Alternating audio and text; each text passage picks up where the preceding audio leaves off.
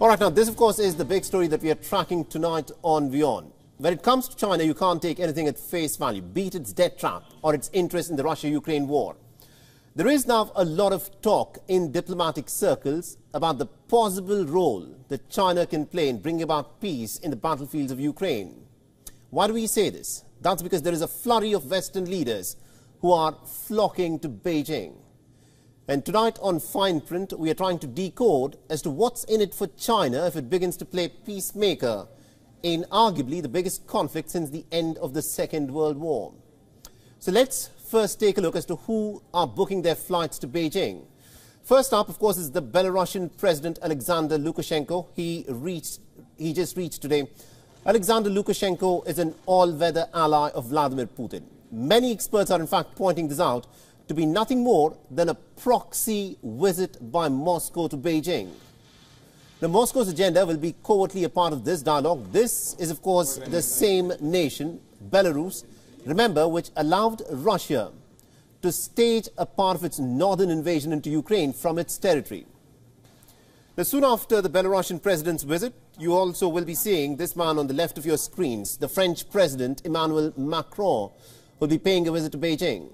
Remember, Emmanuel Macron had welcomed China's peace proposals, and of course there are apprehensions, but the willingness to even hold dialogue has been made very clear.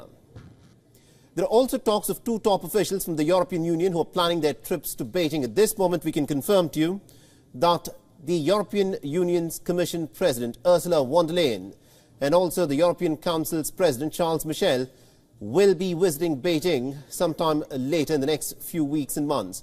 And as per China's ambassador to the EU, the preparations are already underway. Many are calling this China's assertive charm offensive. It started with Wang Yi's tour of Europe. It was Beijing's way of extending its hand, and now the world is trying to reciprocate.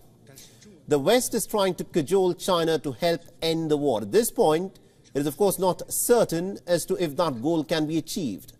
But there is certainly a visible diplomatic shift.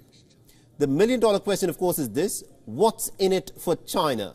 The West may try and act unimpressed, but convincing them is not Beijing's main goal. Now, firstly, China wants to send a clear message to the United States, someone who in many ways sees itself as the leader of the Western world. Now that the EU chief and the European leaders are showing interest in China, it's not going to sit well with Washington, and China is well aware of this. Timing is, of course, crucial for Beijing. Relations with the United States have hit an all-time low, exacerbated by the spy balloon controversy. So Xi Jinping is, of course, trying to strengthen the hand that he has in Europe in the negotiations that he may have further with the West. China can't have it both ways when it comes to the Russian aggression in Ukraine. It can't be putting forward peace proposals on the one hand while actually feeding the flames of the fire that Russia has started with the other hand. So I hope that China will take what we said very seriously, but not only what we said, what many other countries around the world are saying, and refrain from any further consideration of materially supporting Russia in the war effort. Now, another reason why China would want to place itself in the center stage of diplomacy is, of course, its economy. It's been battered by the now abandoned zero-COVID policy, but the powerful market seems to be ready to reopen. There are shortcomings. The Chinese economy is being neglected by many foreign investors. They have their reservations. They see too much of state intervention in the market. But Beijing is now trying to go the extra mile to change this perception. But how successful will Beijing be in its diplomatic efforts is something that we will find out in the weeks and days ahead. And to give us more perspective in terms of these talks and also these diplomatic visits by many of these Western leaders to Beijing, we are being joined by John Erath, who's joining us live from Washington, D.C.